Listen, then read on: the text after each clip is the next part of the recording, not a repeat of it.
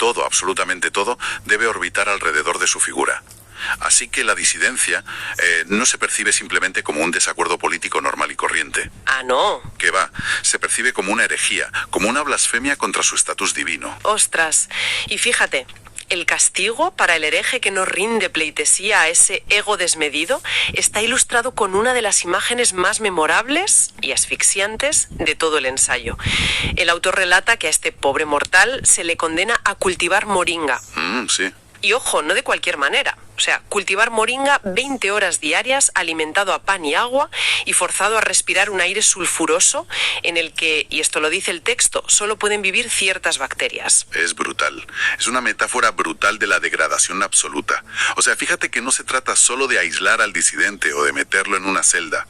Se trata de reducir su existencia a un nivel infrahumano. Ya, arrebatarle la dignidad. Exacto. El aire sulfuroso y las bacterias evocan un ambiente, no sé, tóxico y primordial. El tirano busca borrar la humanidad del opositor, aplastarlo hasta que no sea más que un organismo luchando por respirar en un entorno diseñado específicamente para matarlo lentamente. ¡Qué fuerte! Y esa necesidad de aplastar conecta directamente con el tercer pecado de este bloque, que es la envidia. Pero, a ver, no es la envidia mundana de ¡ay, quiero el coche nuevo del vecino! Es algo muchísimo más profundo y destructivo, ¿verdad? Totalmente. El autor explica que el egoísmo del tirano llega a ser tan extremo que su envidia en realidad se dirige hacia la propia capacidad de los demás para ser felices o para tener éxito de forma independiente. O sea, les molesta la autonomía de la gente. Les saca de quicio. Si alguien logra algo valioso por sus propios medios, sin deberle nada a la maquinaria del poder, el tirano lo percibe como un robo de protagonismo inaceptable. O sea, nadie puede poseer nada, ni a nivel material ni espiritual, que no haya sido concedido por la gracia del líder. Madre mía, qué asfixia. Bueno, pues si el ego, la ira y la envidia son las herramientas que usan para destruir la mente y el espíritu de la sociedad, el ensayo argumenta que el cuerpo físico y los recursos materiales son, digamos, el siguiente territorio a conquistar. Y aquí pasamos a los pecados de la carne y el materialismo. Y mira, nos topamos con una visión de la lujuria que a mí personalmente me voló la cabeza, porque el autor sugiere una motivación que es casi biológica para la tiranía. O sea, el deseo de esparcir los propios genes en el mayor número de mujeres posibles. Sí, es una reducción a los instintos más primitivos de dominación. En la mente del tirano, la familia tradicional es vista como una estructura súper vulgar, ¿sabes? Algo válido solo para el ciudadano de a pie. Ellos, en cambio, se ven a sí mismos como patriarcas absolutos de toda la nación. Ya, claro, el padre de todos. Eso es. Y justifican esa apropiación de los cuerpos en nombre de un amor tergiversado al pueblo o bajo la excusa de, no sé, de una ideología totalmente prostituida. En el fondo, la conquista física es simplemente otra forma de ejercer poder sin límites.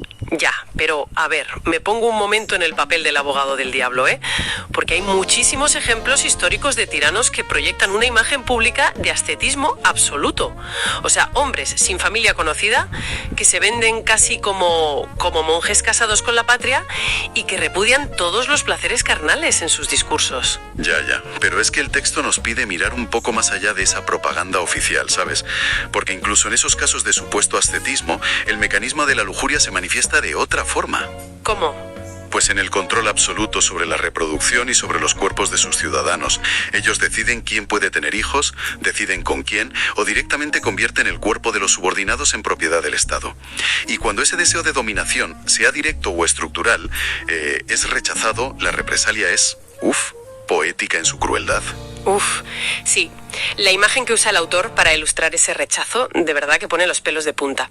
Dice que si una mujer se niega a creer que el líder es, atiende, la más bella flor del universo, puede acabar sufriendo un destino atroz. Sí. Y cito literalmente, morir en un vaso de agua con sal mirando las estrellas. Es que es una de las frases más poderosas y escalofriantes de todo el ensayo, porque fíjate, evoca una muerte por deshidratación en un aislamiento que es absoluto. Estás rodeada de agua que no puedes beber mirando la inmensidad del universo mientras tu vida se apaga lentamente.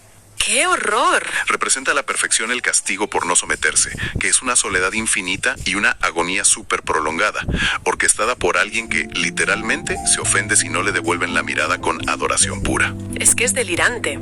Y bueno, de esa imagen tan perturbadora pasamos a la pereza.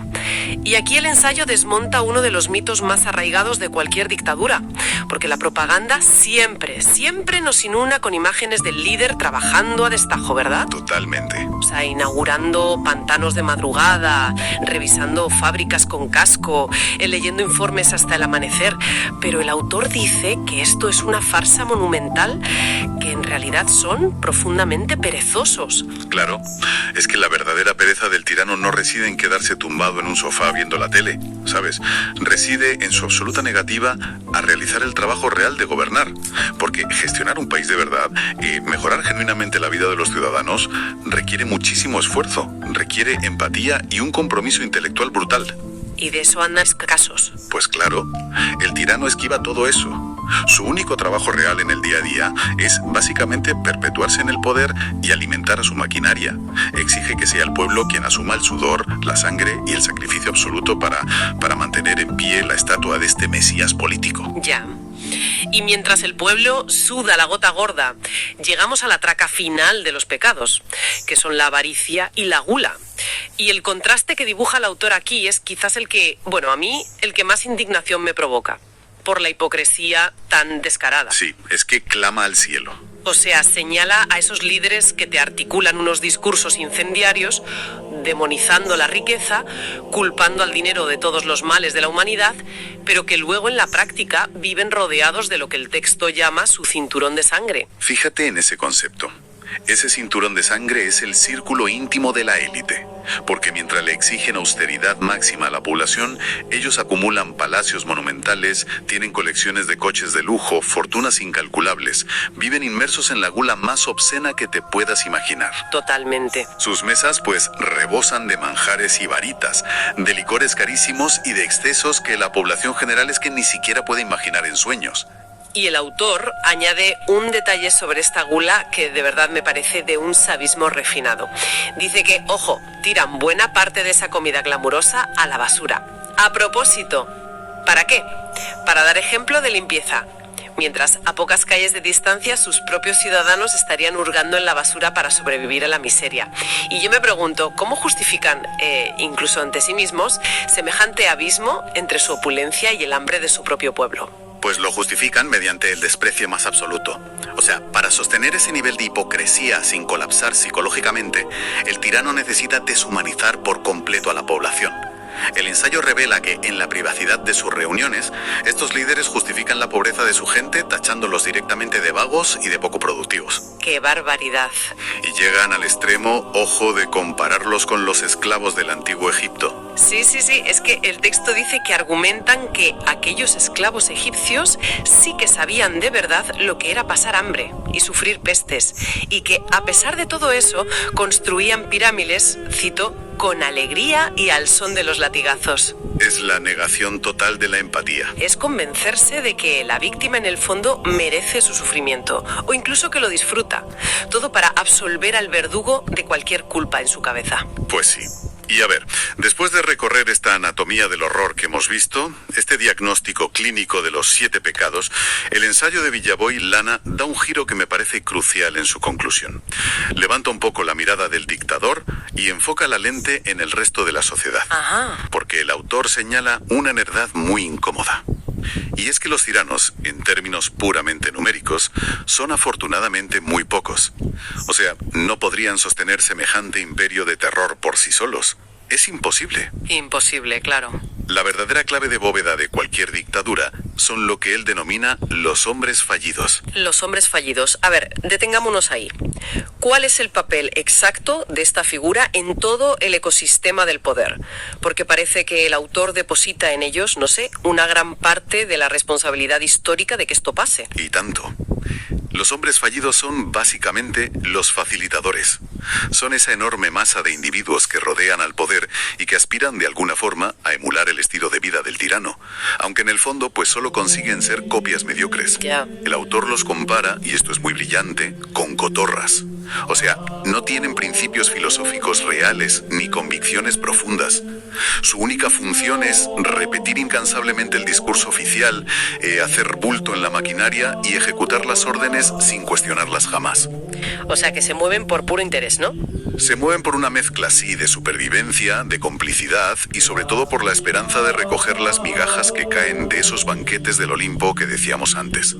Y claro, como buenas cotorras, carecen de lealtad real. O sea, que si la cosa cambia... Si el viento cambia y aparece un nuevo amo al que servir, cambiarán de discurso instantáneamente y repetirán lo que haga falta. Uf, es un panorama, la verdad, desolador. Hemos visto cómo una crisis, ya sea fabricada o real, justifica ese primer torniquete médico. Hemos visto cómo el líder muta como un Pokémon, se envuelve en los 7 pecados capitales para destruir la voluntad de todo un país y encima se sostiene gracias a un ejército de cotorras que voluntariamente renuncian a su capacidad de pensar. Así es. Pero a ver, el texto, y esto creo que es fundamental para quienes nos escuchan, no termina con un fundido a negro desesperanzador. O sea, el autor ofrece una cura. Y lo interesante es que la solución no pasa ni por intervenciones militares extranjeras ni por conjuras de palacio. Para nada. La cura que propone el autor reside de forma exclusiva en la fuerza de la sociedad civil. Es un llamamiento supervibrante a la acción colectiva, pero a nivel global. Él argumenta que la única fuerza que es realmente capaz de hacer temblar a estos dioses de Armani es una sociedad civil que sea moderna, que esté despierta y sobre todo que esté unida. Unida. Plantea que las personas de todos los continentes, con sus culturas diversas, perspectivas dispares, pues quieren que unir sus voces en un solo grito común. Un grito que básicamente reclame libertad, armonía y paz. Y fíjate que subraya que en ese gran coro mundial no sobra absolutamente nadie. Que si falta una sola voz, la melodía de la equidad y la humanidad ya se resiente. Porque el tirano basa todo su poder precisamente en dividir, en aislar al individuo, hasta dejarlo solo, pues eso, en ese vaso de agua con sal. Así que la respuesta, lógicamente, es la conexión inquebrantable entre ciudadanos libres. Exactamente. Al devolverle la responsabilidad a la sociedad civil, lo que el autor nos está recordando es que el poder del tirano en el fondo es una ilusión. Es una ilusión que está sostenida por nuestra propia obediencia. Si los hombres fallidos dejan de recitar como cotorras, si la población de repente se planta y deja de aceptar las mentiras absurdas sobre la lluvia en el desierto, pues toda la maquinaria se paraliza por completo. Se cae el castillo de naipes. Y bueno, esto nos deja con una reflexión ineludible para ir cerrando nuestra exploración de hoy. Me gustaría que volvamos por un instante a nuestra imagen del principio, a ese torniquete médico doloroso que alguien decide que, oye, ya no se va a quitar jamás de la pierna del paciente.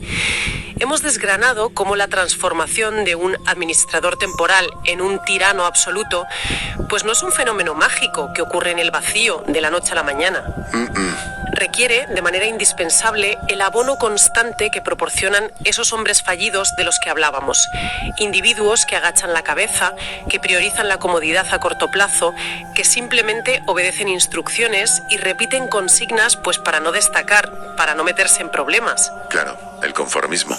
Exacto. Y esto, inevitablemente, nos obliga a mirar el reflejo en el espejo de nuestras propias sociedades cotidianas. O sea, en las estructuras aparentemente normales en las que nos movemos todos los días, en el trabajo, en la calle, cabe preguntarnos una cosa. ¿Hasta qué punto las pequeñas concesiones diarias que hacemos, me refiero a esos silencios cómodos cuando vemos una injusticia o esa obediencia ciega a normas absurdas solo porque, bueno, es lo que hay que hacer, son en realidad el entrenamiento silencioso que prepara el terreno para las tiranías del mañana?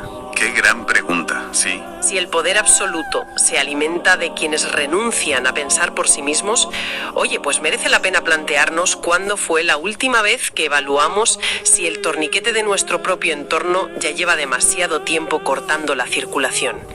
Es un pensamiento denso, provocador, para llevarnos y masticarlo con calma estos días. Yo estoy encantada de haber compartido este rato. Agradecemos infinitamente a quienes nos han acompañado al otro lado en esta inmersión a través de los pecados del poder. Hasta el próximo análisis a fondo.